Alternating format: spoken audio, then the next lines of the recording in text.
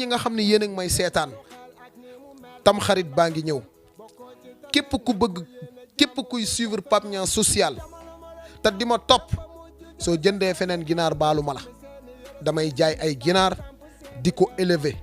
képp ku bëgg ci ginaar yooyu nag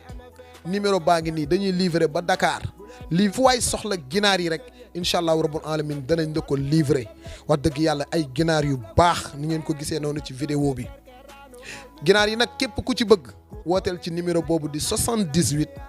452 45 46 78 452 45 46 wala nga woote ci numéro 75 333 48 77